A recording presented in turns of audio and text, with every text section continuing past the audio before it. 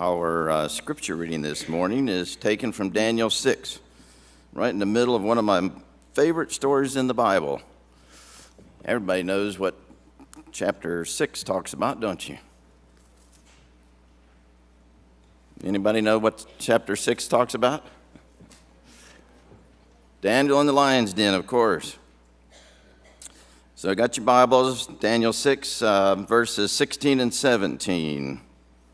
I'll give you just a second. Of course, nowadays, when you got one of these, you don't hear the rustling of pages anymore, do you? All right, verse 16, it says, "So at last the king gave orders for Daniel to be arrested and thrown into the lion's den. The king said to him, 'May your God, whom you serve so faithfully, rescue you.' And so a stone was brought and placed over the mouth of the den, and the king sealed the stone with his own royal seal and with the seals of his nobles, so that no one could rescue Daniel."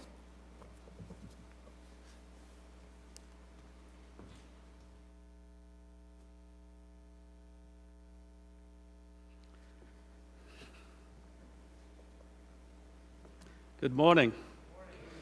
It's wonderful to be back here. I don't know if any of you remember, but I barely remember being here. I think about 10 years ago, certainly more than a handful, and it's wonderful to be back. But I've always known that this area supports religious liberty in a strong way, and already from hearing the comments from Brother Cobb, I know that you do. It's my privilege to be here and to represent Liberty Magazine, and I have a message to give to you, but first the message has to be about the magazine. I don't know how many of you are reading Liberty Magazine. You know, we print nearly 200,000 of Liberty, and I could wish it were more.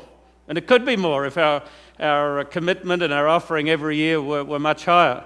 There are 300,000 lawyers in the United States, and I wish every one of them got Liberty, not to mention the 1 million Seventh-day Adventists that we have in this division. Even if you broke that down into families, it'd still be the best part of 300,000-400,000 people or families that should be reading Liberty. Let me ask you the burning question. How many of you see Liberty Magazine, if not every issue, them from time to time? That's reasonable. It's higher than normal because there are 1 million members. We print 200,000, but we know that of those 200,000, only 10 to 14,000 go to Seventh-day Adventists. So you're way ahead of the average. But, you know, these are times that demand our attention on religious liberty. These are not normal times. These are thoroughly abnormal, and as Seventh-day Adventists know, these are very much prophetic times. Religious liberty, which was a foundational principle of the United States, it's enshrined within the Constitution, so it's not an afterthought, but religious liberty is clearly, and clearly arguably, disappearing even in the United States and the world. 70% of the world, according to a recent Pew Forum survey, 70% of the world's population live under areas of extreme restriction on religious freedom. I have a burden, though, on Liberty Magazine that I've continued. I can remember when I first started, I think it was the first year or maybe after the first full year, we had a meeting with the union people, and I told them how I had a great burden that each of us Seventh-day Adventists read Liberty Magazine. And one of them said, "Why should they? It's not for them." And I don't know why that person felt that they should say that, other than that we've targeted the magazine directly at thought leaders, politicians, lawyers, judges, local legislators, local legislatures, state legislatures, and the Congress, of course. But why shouldn't Seventh-day Adventists have it? And the story that's stuck in my mind over the years is a young man like my son here. He's just about to turn 15. And I can remember it when I was only 1 year older than that, when I first came to the U.S., sitting in churches in the Washington area and hearing Roland Hegstead, the then editor of Liberty Magazine, holding forth on liberty principles, but almost every time he shared with us the Salamanca vision of Ellen White. And I don't know how many of you remember that, but it stuck in my mind because of Roland Hegstead. In, I think it was 1891, round thereabouts, Ellen White in Salamanca, New York, had a vision that troubled her. She mentioned it, not in great detail, but mentioned it to several people at the time, but it was not till a year later, following a midnight meeting of church leaders, that the next day she came and she told them what they were saying, and she said, "You are discussing the wrong thing and you're heading in the wrong direction." Because what they were doing was discussing the Liberty Sentinel, the beginning, or the predecessor magazine to Liberty. Liberty was begun 1905, 1906. But this was just a few years before when A.T. Jones was editing the Liberty Sentinel. And in this closed meeting that the angel showed Ellen White, in that closed meeting, they were discussing how to make it more effective. And a number of them, who didn't like A.T. Jones, not coincidentally, but a number of them said, let's remove from it the Adventist distinctives. Let's take away the Sabbath. Let's take away, where we talk about prophetic understandings and what Adventists understand about biblical truth. Take that out, and it will be more successful. And Ellen White says their faces brightened as they thought, this is the way to go. And she said it was the first of a series of wrong courses. And that stuck in my mind. And I just want to give you as Exhibit A this current issue that you may or may not have seen. This is our it's not quite, my eyes are gone now. I better make good and sure. January, February issue. We've just come out with the March issue, but this is still effectively the current issue. And there on the cover, there's a young woman with a child in arms and another young woman next to her, but if you open it out, there's a number of people looking up at the sky with a stormy backdrop. They're standing in a wheat field or some sort of grain. There's wind blowing in their faces, and they all look very happy. And I did something I've never done before, and you'd have to ask people that know me how arrogant or self-centered I am. But I've never yet quoted from my own editorial, but I thought that it went with this painting. And this is what we have on the back page. It says, there may be stormy days ahead, more blustery than any mega storm yet seen. But we must keep our eyes on the horizon. The second coming of Jesus Christ is the only perfect solution to all that ails the world and our nation. And I thought that we needed reminding of that, because this was right on the heels of that East Coast storm that cost hundreds of millions, according to some factions, even influenced the presidential election, and more importantly, perhaps, according to weather forecasters, is the first of many to come, just as dangerous. And one projection I saw by scientists in the area, they said in about 20, 30 years, there will be dozens of such storms every year. That's not business as usual. What does the Bible say? The earth groaning for its redemption. And the Bible also says that God is coming to destroy those that destroy the earth. We were talking about that in our Sabbath school lesson this morning. This is in our face now, and I believe, as with Liberty Magazine, each of us should be very considered about projecting our Adventist principles. It's not just that we do good things. Religious liberty is not just, because it's constitutional and people receive it well. Nobody talks against it, even as we lose it. But we should use it as a vehicle to proclaim our very distinctive Adventist understandings.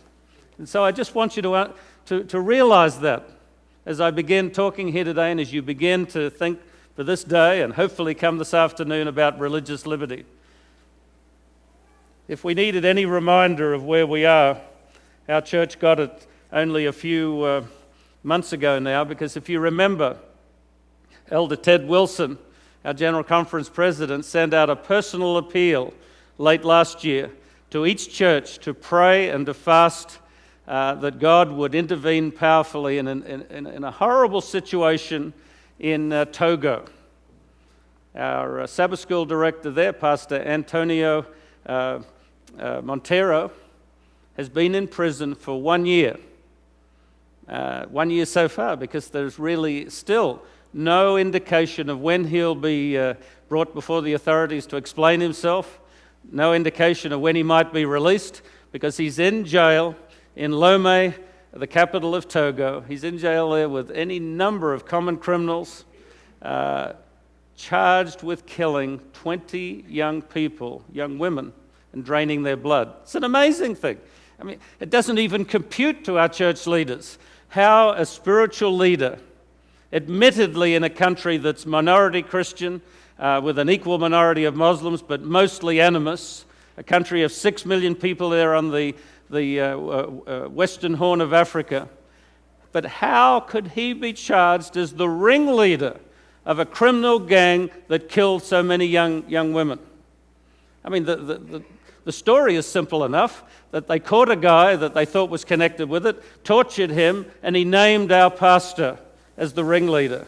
You know, who knows what people name with torture? That's an argument that the US has been worrying about a little bit lately in the war on terror. Supposedly that's led to all sorts of successes, but basically people confess to anything under duress. That's how Pastor Montero found himself accused. He's in jail there in a prison. They're not so great here, I know. It's worth remembering, down south, 100 years ago, as many as 900 Seventh-day Adventists were imprisoned, many of them on the chain gang, for breaking blue laws. That was when we only had 15,000 members in this whole division. But prisons in that part of the world in Africa are not so great. What they do there is they have an enclosed prison, well guarded on the outside. They open the door and they throw you in, and inside you take care of yourself. The prisoners run their own government. They only have food that's passed into them, and it's just a self-contained little stew pot of crime. And Pastor Montero has been there for a year. We need to pray for him. But remember also that all around the world, other Seventh-day Adventists are being persecuted. In fact, even in Togo, there is another Seventh-day Adventist businessman from one of the churches in Lomé that's in that same jail, accused of being an accomplice in the same crime. But it's not just Seventh-day Adventists. Right now, we're witnessing in the Middle East, in spite of how you may understand it, many people think it's a democratic upwelling in the Middle East. Other people may be afraid that it's the beginning of civil war in Syria and other countries. But the easiest way to understand what's happening in the Middle East, it's the final expulsion of Christians from the Middle East. There were 1 million, or even as many as 2 million Christians in Iraq. Today there are 200,000. There were around 15 to 20% Coptic Christians in Egypt at the beginning of the Arab Spring. There are way less now, because the first signs of trouble there were attacks on Coptic churches. And in Syria, we know again that Ba'athist party, similar party that was in Iraq, didn't like any religious activity, or at least political religious activity, and they've been fighting radical Islam, but they allowed Christianity and all other minorities. And as there's been an upwelling by radicals, many of the Muslims, against that government in Syria, they have particularly sought out and not just harassed, but have been killing Christians who are fleeing by the hundreds of thousands across the border as refugees. There is persecution today, and there are people like Pastor Alexander who are imprisoned and even dying for their faith. When I heard this story recently, and I recounted some of the details, I thought back to Pastor Anthony Alexander that we featured in Liberty magazine in one of our year-end campaigns back closer, actually a little bit before 9/11, closer to the beginning on the war on terrorism. And it got my attention, and I hope some of you remember it, but it got my attention because, first of all, Pastor Alexander, a pastor in Sri Lanka, a little country, used to be called Ceylon back when I was a kid, but a little country that underwent an incredible civil war. Only ended in 2009 with the total extermination of the rebels. But it was a civil war between the Hindu Tamils, originally from India, and the Buddhist natives of the island, and they were fairly equally matched, and they just fought to a draw for years and years. Not too many years ago, Dr. Gratz from the General Conference and I went to Sri Lanka, and I'll never forget flying into that that capital city of Colombo. We were in an Airbus I've got to remember my numbers now. Anyhow, they're 4-engine Airbus, a large Airbus, and we circled in the tightest turn you could imagine, spiraling down to the airport. And it was so tight that they missed the landing and had to come up in spirals and do it again. That was all so that we wouldn't go out over the countryside where there were surface-to-air missiles. And even when we landed at the airport, there were some ruins still there, and they reminded us that the guerrillas had attacked the airport and destroyed every plane on the ground, the largest destruction of civil aviation in the last century. Incredible. And Pastor Alexander, a Adventist minister and a teacher at our academy there in near Colombo, the capital city of Sri Lanka, made the mistake, which I'm sure he would do again, of befriending one of the students who the government said had connection to the Tamil Tiger guerrillas. And on that alone, the pastor was put into jail and put on trial for his life as a terrorist. You know, the term has been used before 9/11. He was a terrorist, and the penalty, if convicted, was death. And I can remember, just like with Pastor Montero, the lawyers shuttled backwards and forwards from the General Conference and always coming back with grey expressions. Nothing they could do. In fact, I know what they actually did. They just sat in on the legal case because they didn't have any standing in the other country, either in Sri Lanka or in Togo. And they would talk then to some government officials outside the court case, but no good news. And Pastor Alexander was in jail for 2 years, with no sign that he would ever be released until one day, an amazing day that we all praise the Lord for, he was suddenly released, and immediately he was spirited out of the country and sent to Canada, where he remains.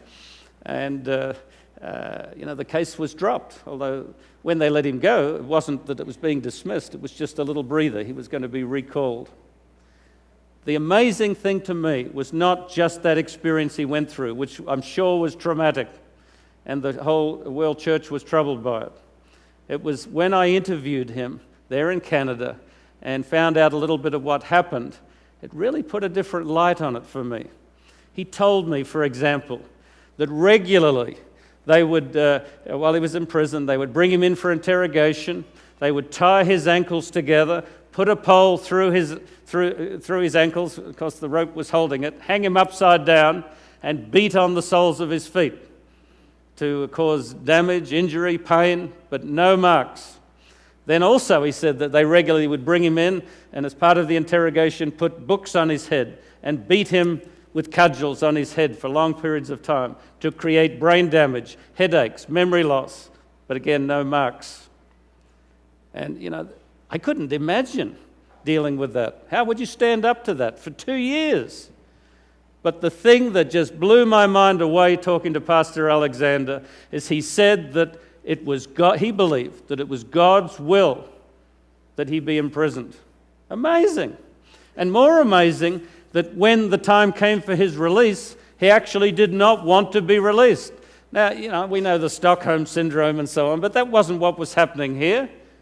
Because while in prison, Pastor Alexander was able to witness to a wider range, a motley crew, a wide range of people. There were Buddhists, there were Hindus, there were Muslims, there were even lapsed Christians, criminals, political prisoners. He was able to witness to them, and by the time of his release, there were 60 people meeting every Sabbath in a church company that he'd brought into being there. And he told me at first that he didn't want to be released, but he believed again that it was God's will, because just as he was being released, another Christian minister was imprisoned and he was able to continue caring for that church. I don't really remember whether he was an Adventist or just another Christian minister, but he was able to shepherd that flock. God was working through it, according to Pastor Alexander. In our reading this morning of Daniel, it was said that we all know that story. It's true. I grew up, not singing off the screen like here. Things have changed a little bit, although maybe not. At summer camp, we always used to have that. We've sort of all regressed to what the kids had then. But we used to read from the hymn book. We used to read, dare to be a Daniel, dare to stand alone, standing by a purpose true. Those are inspiring words. And we knew that story. But I've realized, looking more closely at it, we might not know it as well as we think. What about Daniel? It's amazing when I look at his life, and I don't have the time to tell you all the stories. It's a rich collection of personal experiences and prophetic insights. And Ellen White says that we must understand the book of Daniel before the end of time. There's prophetic insights in Daniel that early Adventists didn't quite understand. They just knew that they must one day. But even the stories of Daniel's life, I think, are of an import beyond what most people realize. One thing that I had great trouble with, realizing the almost certain reality that Daniel was emasculated when he was imprisoned. He wasn't just a general captive. Remember, it was Arioch, head of the eunuchs, that was in charge of him. And it was standard practice to, the unkindest cut. But he was still faithful to God.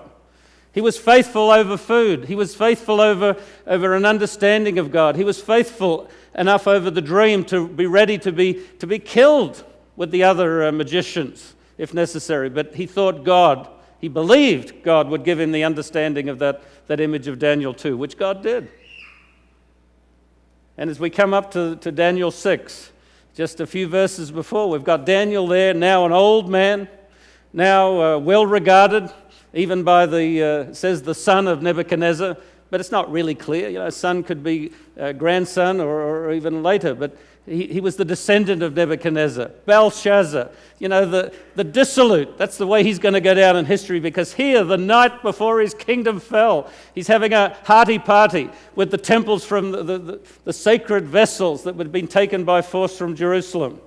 He was not respecting his own or even other gods.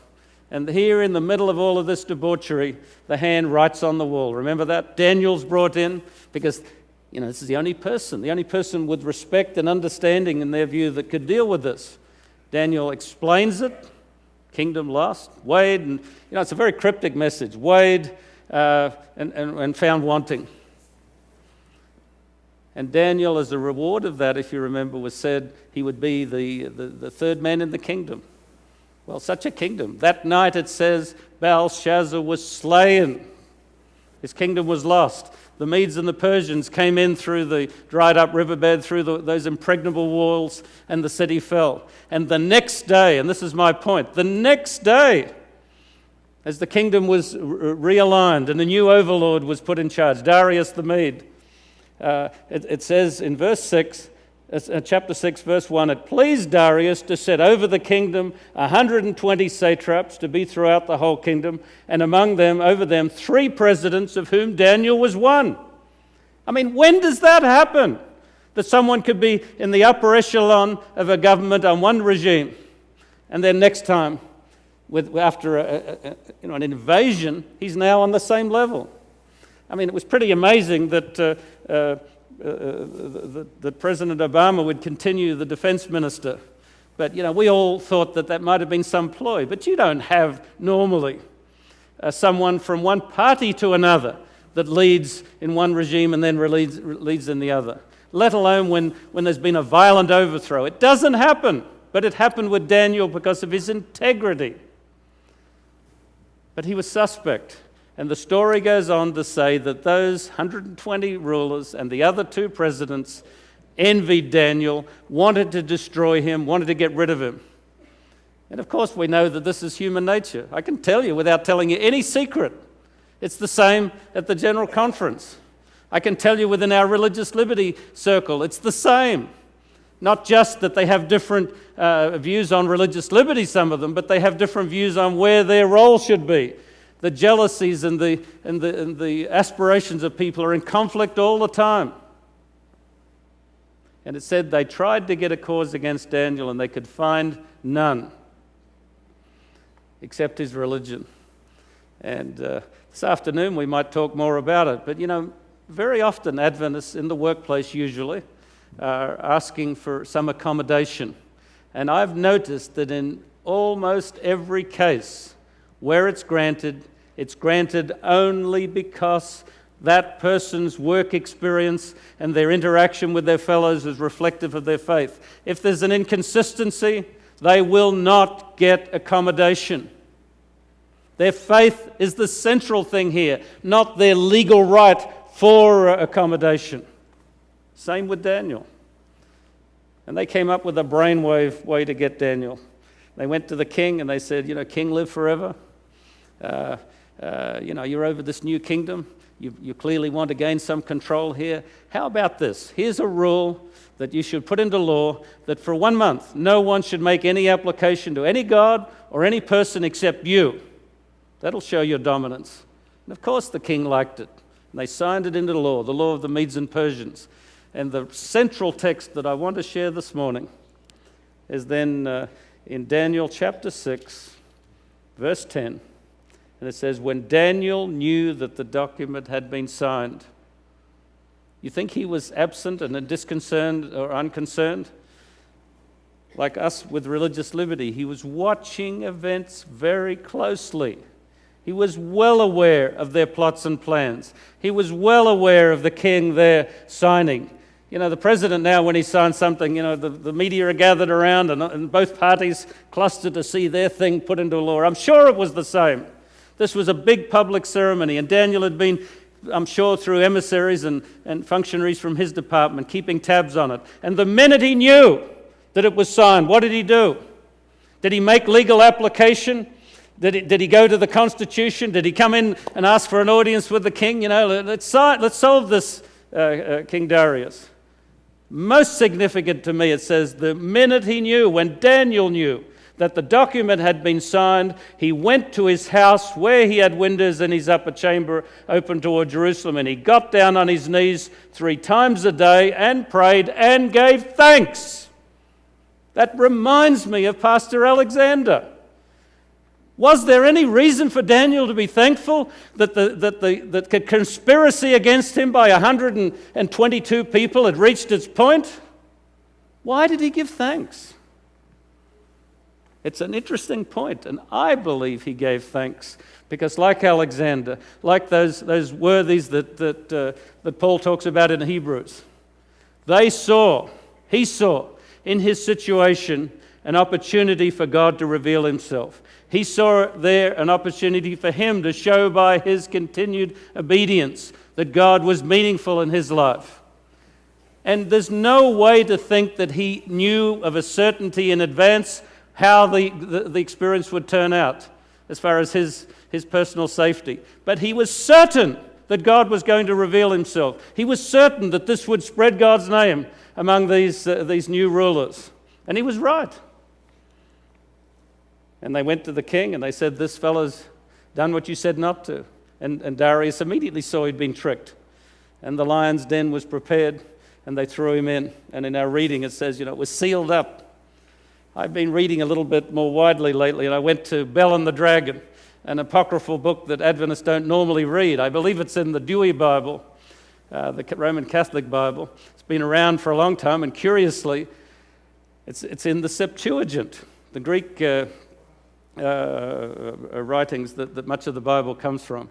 And I have no burden for us to include it, but it's interesting in this regard to this story. It says there very specifically that the king feared that these enemies would come and kill Daniel while his back was turned. So he was, in essence, protecting Daniel by sealing the den. He figured that God could deal with the lions, but he would deal with his enemies. And as we know, in the next morning when he came, he says, has your God been able to deliver you? And Daniel said, yes, he shut the mouths of the lion. They were open, but he shut them. Also in Bell and the Dragon, it tells an interesting story that whether or not it's true, but it's an interesting dynamic to go with Daniel. It said there that Daniel had maligned this god Bel, and he said to the king, he said, it's nothing but a god of wood covered with metal. And the priest said, he's spoken heresy, he should be put to death. And the king says, well, if he maligned a true God, he will be put to death. If this is a false God, you will be put to death. And so the test was, will Bel take the offerings that were given to him every day? So again, they sealed the temple, and after the food had been put before and in the morning they opened the door, and here the food's gone. And they were about to take Daniel away to be executed, and he said, wait a minute. And he threw some dust on the floor, and there were the footprints of the priests coming from a secret door to take the offerings. And we know today that many of these supposed miraculous happenings are trickery, because there's only one God that has the power to literally shut the lions' mouths. There's only one God that can turn any situation, whether it's a lion's den or it's a prison in Lome or a prison in Sri Lanka, to his glory. And his glory is not always released. We need to keep that in mind. But so often it has been. But one way or another, if his people are faithful, and I'm trying to stir us up in anticipation, because I'm certain that one day something horrible is going to happen in this country. This afternoon we can talk about it. Even in my worst or most extreme extrapolations, I would never have guessed that in the space of 3 months we can go to just murmurs of drones over the country to now public discussion of how they'll be armed and what the hit list will be. We are living through the black period of Western history. There will be a testing time ahead. There's no question. No question. But when I look at Daniel and then speak to someone like Alexander and think about Montero, I'm humbled, because I don't know about you or what you feel like in yourself. I'm not strong enough, I believe, to withstand such a direct challenge. And I look at my past life. I don't have great many skeletons to draw out, but there's many things that I've done that I'm not that proud of. Many times that I didn't speak out for God as I should have. And so where do I go from here? Dare to be a Daniel. He never was anything but Daniel, if you read that book. And we're told to be like him. It's a difficult challenge spiritually to us. And I've got an example that I think might probably be helpful to us to see how we can redeem ourselves. And it's also a story that I think explains Liberty Magazine a little bit. I'll go back in my life to when I was a kid in Australia. Australia's half a world away. It's a Western country, so it's not, we're not grass huts or anything there. But you don't hear everything that happens in the US. But I must tell you, one thing I remembered reading about from the US when I was a kid in Australia was the story of Harry Orchard in Boise, Idaho. Anyone remember him? There's a few people older than me here that probably read the story. It impressed me mightily. Harry Orchard. The time that Liberty Magazine was begun, just a few years more than a century ago, the United States was just riven by strife between capital and labor. And I know some of the detractors of the president right now say he's trying to make class warfare. We'll see. But there was class warfare over a century ago. The laissez-faire industrialists were doing what they wanted. They were grinding down people that were working for wages. And when they objected, it was the beginning of the labor union movement in this country. When they objected, the capitalists were able to bring in trainloads of Pinkertons to beat them over the head or shoot them. And I only recently found out that there were more Pinkertons under arms at that time than US military. It was a literal class war. And I'm saying this knowing very well what Ellen White said about the trade union. She's most unequivocal. She says that no Seventh-day Adventist could belong to any union that ever has been or ever will be formed. So there's something about a trade union that restricts your freedom of conscience. It locks you up. And certainly, as we come to the end of time where I believe capital and labor by necessity are going to work together for survival, if you run foul of the union, I think, as the Bible says, you will not be able to buy or sell. So I have no problem about that future dimension. But just looking at it as history, there were great abuses against the workers. And in the western part of the US, the Western Miners Federation was formed, and they promptly began using nefarious methods to bounce back against the wealthy mine owners. So there was no good guy in this.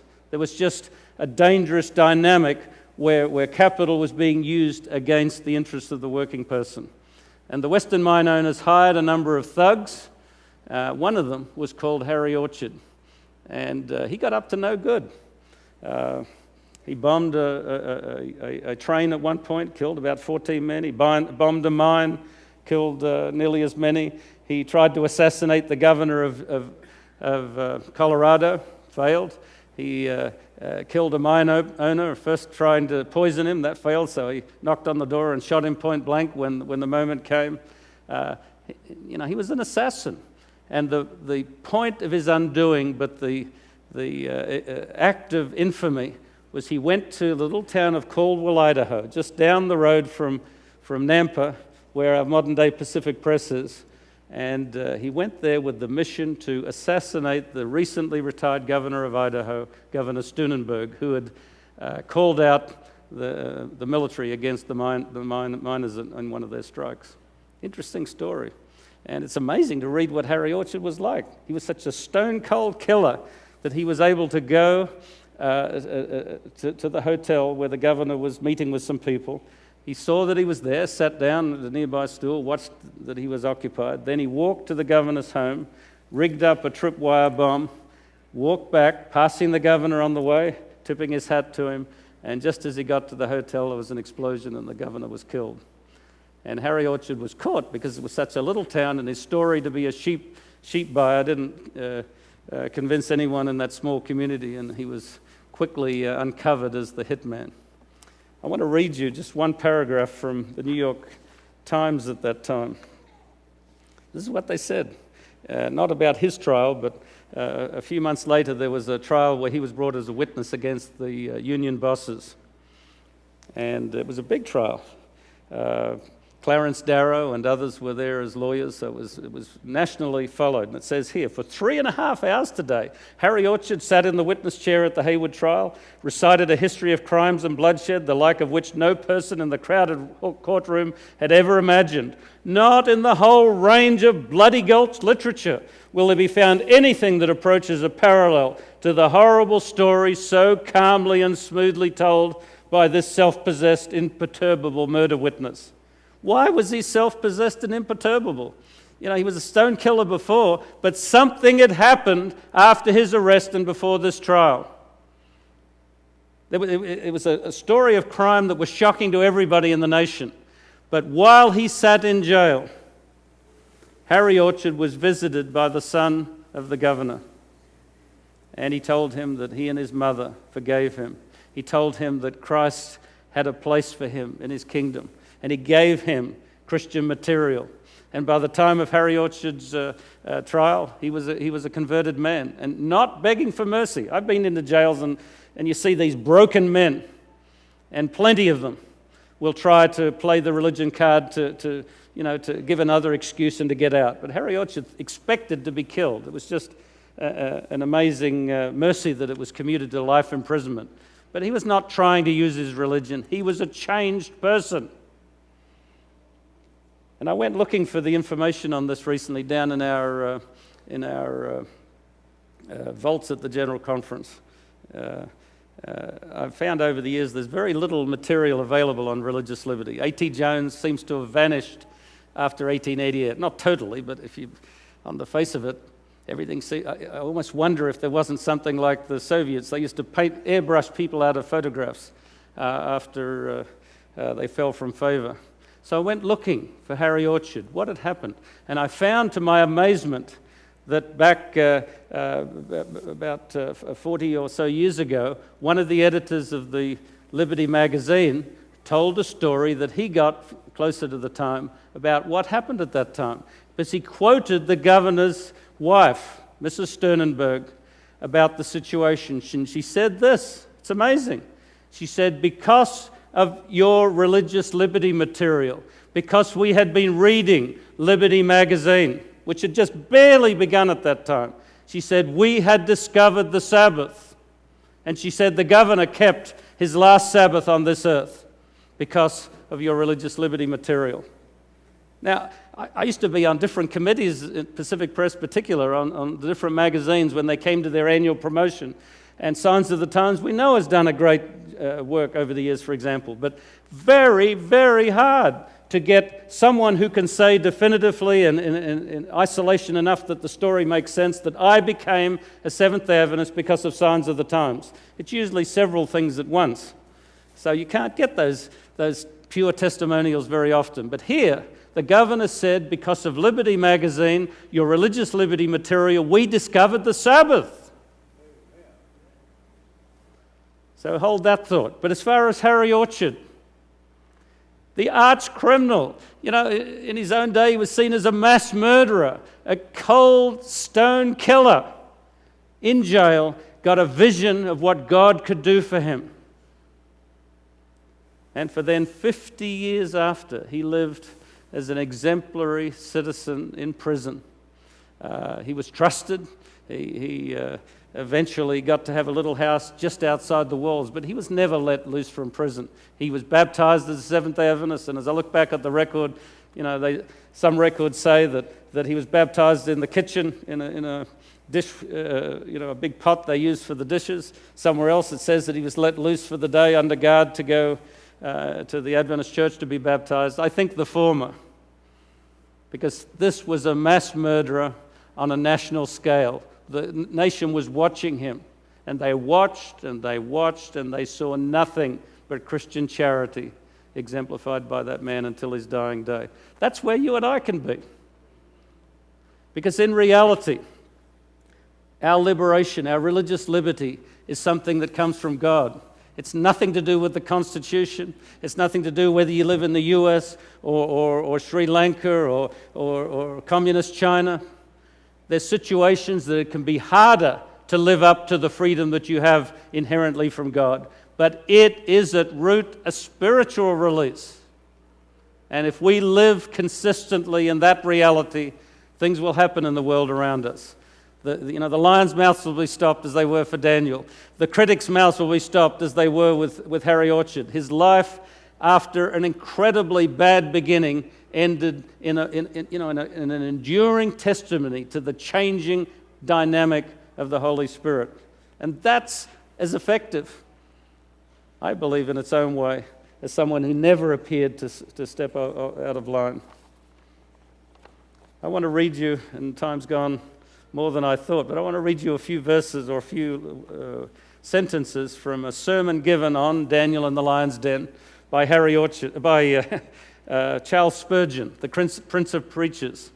I've often quoted from him after reading his sermons. He had a wonderful turn of phrase, and he was preaching at the same time that Harry Orchard was committing his crimes, the same time as Liberty magazine was begun. And this is what he had to say. Speaking to Englishmen, of course. He was a Baptist preacher in London, but it applies to us here and today, I believe. He says, "Now, it is a great privilege that we enjoy civil and religious liberty in our favored land. And we must remember that this is not the only favored land. I've been here many decades, longer than most of the population of the US, but I still look at it a little from the outside. And we need to, as Christians, keep things in harmony. We've been blessed to be in a place where the law has supported our freedoms for so long. But we make a huge mistake if we equate the Constitution with Holy Writ. This is just happenstance that it supported our practice of our faith. They're not one and the same. And Ellen White says that the day will come when even in this nation it will turn against every principle of the Constitution. We had better understand the principles of God's kingdom at that point, or we'll be led astray. Because my father traveled much more than I have, and he used to tell me this thing, but I've seen it for myself as I've traveled to different countries. Unless, whatever country you go to, unless someone is a political dissident or is directly suffering for their faith, everybody says what we say here in this country. This is the freest country in the world. Because they only echo each other, especially when people haven't traveled much or they're in a fairly closed society. They're in an echo chamber. So just because you say it and someone else says it doesn't make it so. And we need to have our reality fixed to God's word and its principles. And we'll know when it deviates from that. We'll know that this law that says make no application to anyone except the king and his, forgetting all of the gods, that's wrong. You might think, well, as a Christian, I owe my duty to my employer or whatever. Not at all when he asks you to do something opposed to God. And so Spurgeon said this: "It is a privilege we enjoy this in our favored land. We are not under such cruel laws that in other times or in other countries laid restrictions upon conscience. We are allowed to pray according to the conviction of our judgment and the desire of our hearts. But as I want you to value the privilege very much," he said, "I will put a supposition to you. Suppose there was only one place in the world where a man might pray and offer his supplications unto God. Well, I think there is not a man among us who would not like to get there at some time or another, or at least to die there. What pains," he said, "we should take to reach that locality, and what pressure we would endure to enter that edifice." And then he says, "But now that prayer is free, without money and without price, and the poorest need not bring a farthing." That's farthing's long gone even from England, but it was half a penny. "Need not bring a farthing when he comes to have an audience with God. Oh, how prayer is neglected! Perhaps it would not be a bad thing on some accounts if there could be a law to prevent men from praying, because some would say, 'We will pray.' They would pray," he said. "They would get over the shock and stoutly protest, 'We are not to be kept down, we must pray.'" And you think about what he's saying. It's fine to expect the time of persecution, but if in the easy time we're not serving God as we should, if the easy time we're not making sure that we go to that window and praise God, we'll not do it in the bad time. You know, the test doesn't suddenly bring forward a new spirituality. It reveals the one that we have. It doesn't bring through a new sense of liberty. We have to have it now. And then he says this at the end: "But they would say, you can pray in your heart. You need not bend the knee. You can pray in your soul. But it will not do," said Spurgeon, "to sell principle or to abide with strict integrity and sterling truth in the smallest degree. Every jot and tittle has its intrinsic value. It will not do, I'm sure, when the Sunday law comes, to think, well, our nation needs upholding, and they're wrong on the day, but to show we're loyal and God-fearing citizens, we'll go along and be part of this Sunday allegiance. Will not do." And then he concludes by saying something that resonates with me, because I love the Pilgrim's Progress. He says, "Look at John Bunyan," the author of Pilgrim's Progress. "Look at John Bunyan. When they bring him up before the magistrates and tell him he must not preach. 'But I will preach,' he said. 'I will preach tomorrow by the grace of God.' 'But you'll be put in prison again,' they said. 'Never mind, I will preach as soon as I get out,' he said. 'But you'll be hanged or kept in prison all your life.' 'If I lie in prison,' said John Bunyan, 'till the moss grows upon my eyelids, I can say nothing more than this, that with God's help I will preach whenever I get a chance.'" We need to have that attitude. I believe that's what Daniel had after the conspiracy, as he went up to his open window and dared them to deal with him for worshiping God. And in conclusion, I want to read you a quotation from Ellen White from Prophets and Kings, page 546. I pulled it a while back talking about Daniel, and it took a while for it to suddenly click what she was talking about. Because she says this: "The power that is near to deliver from physical harm or distress." And that's what we expect all the time. The power to shut the lion's mouths, the power to open the Philippian jail cell for Paul. The power. I'll repeat it again, and a few people laughed at me a while back when I mentioned this, but I was in Dallas-Fort Worth about 10, 12 years ago, and the retired president of the division was preaching, Charles Bradford, and he was talking about the Holy Spirit and the power that we have access to through it. And there was a microphone in front of him. He was much higher up than this, close to the edge, and there was a microphone sitting in the cradle, and he says, "I have power, power," and he was yelling it out, and the force of the wind blew the microphone out of the cradle, and it clattered down onto the floor. And of course, he was slightly taken aback, even though most ministers are not easily embarrassed. He didn't know what to do because he couldn't get it. And I thought this was fantastic.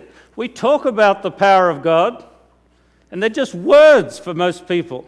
We need to realize God's power opens prisons. It closes lions' mouths. It makes guns ineffective. One day it will. That scene where Ellen White says, when God's people are glorified and released from the prison pending the immediate or the imminent coming of Christ, the guns fall helpless. That's the power of God, not our power. So Ellen White says, the power that is near to deliver from physical harm or distress. That's where we leave it most times with religious liberty. I will never forget in Australia as a young kid, probably about 6 or 8, being impressed by a call that had come from, I think, our General Conference about our believers in Colombia. They were being persecuted there at the instigation of the Catholic Church. And not only were in prison, they were being harmed, some of them.